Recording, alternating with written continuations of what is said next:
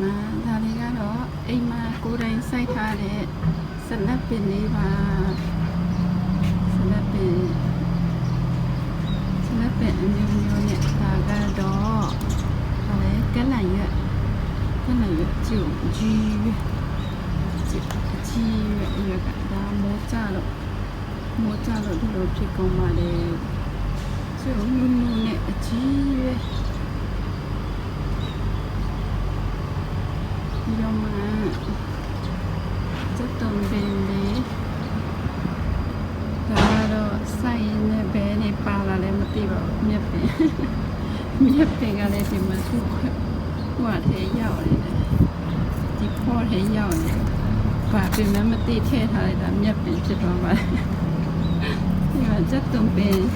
စီးရနေဝဲလာတဲ့စက်တုံးပင်ကိုဒီတိုင်းပဲထည့်လိုက်တာကျုံမြက်ကလာတယ်ယမနနမီဟာတာမျိုးစေးကနေကျဲထားတဲ့လောက်ထားတဲ့နနမီဒီမှာဒါကစီးရနေဝဲလာတဲ့တယုံနနမီအဲ့ဒါကိုဒီထက်ထည့်တယ်ပြီးတော့မှသူ့ရဲ့မြေဩဇာလေးထည့်ထားပြီးတော့ခုလိုရှင်းနေပါလေညစံကြရင်ကလည်းညကြောလို့စားမယ်ကြည်အောင်တာနေလိုက်တာဒီလိုရေနဲ့စိုက်တာကမခက်ဘူးเนาะဒီခွက်လေးရယ်ဖော့တုံးလေးရယ်ပြီးတော့မှဒီ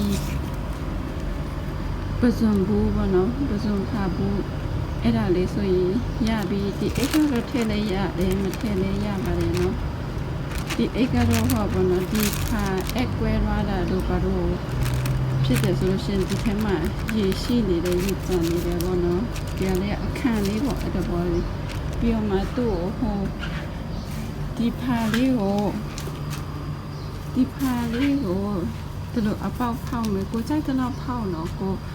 စိုက်တဲ့အပင်မျိုးစားပေါ်မူတည်ပြီးတော့မှအပေါက်ကိုလည်းအဲ့လိုဖောက်မယ်ပြီးလို့ရှိရင်ဒီဖက်မှာကတော့ဒီ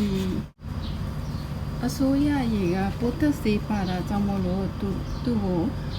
တညဓမ္မဟော24နာရီလောက်ဒီတိုင်းပဲထားပေးရပါတယ်ပြီးတော့မှဟို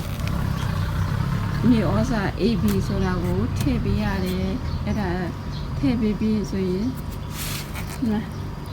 ဒီမျိုးရေပြည့်နေတယ်ဆိုရင်တော့ထပ်ဖြစ်ရမလို့ဘောနော်အောက်မှာကြီးနေလို့မြေဩဇာအယောင်မရှိတော့ဘူးဆိုလို့ရှိရင်တော့မြေဩဇာကိုထပ်ဖြည့်ပေးရပါတယ်နော်ဒါတော့အခုမှစိုက်တဲ့အပင်လေးပါဒါတော့စီရောက်လာတဲ့တရုတ်နဲ့ပဲဒီမှာထည့်ထားအမလေးသူကအောက်ပြုတ်ကြပါ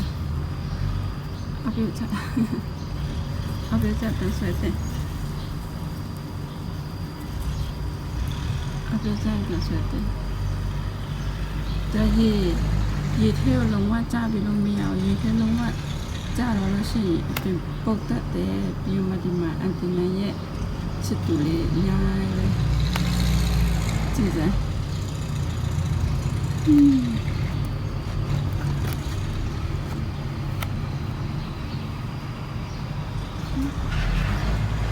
မျိုးကိုယ်တိုင်စိတ်ထားတော့စိတ်နဲ့ချမ်းသာရတယ်လို့ပြောမှလည်းစစ်စစ်လေးစားရတာပေါ့နော်ကိုယ်တိုင်ဆက်ဆန်းကြည့်ချင်တယ်ဆိုလို့ရှိရင်လည်းလုပ်ကြည့်ပါနော်အရန်ကိုလွယ်ကူပါတယ်မြေဩဇာ AB ရှိုံလေးနဲ့ပဲရေနဲ့စိုက်လို့ရပါတယ်နော်ဒါပေမဲ့တခုကတော့သူ့ကိုနေအောင်ဟိုလုံးဝတက်မထိအောင်လို့ဒီလိုနဲ့ကာရရပါတယ်နေထိနေလို့ရှိရင်အပင်ရမလာပါဘူးနော်အဲဒါမျိုးနေအောင်ရတဲ့နေရာတည်းနဲ့သူ့မျိုးအကာလေးတော့ထားပေးရပါတယ်နော်အဲမှာအပင်ရလာတာကျေးဇူးအားပေးကြလို့အားလုံးကျမ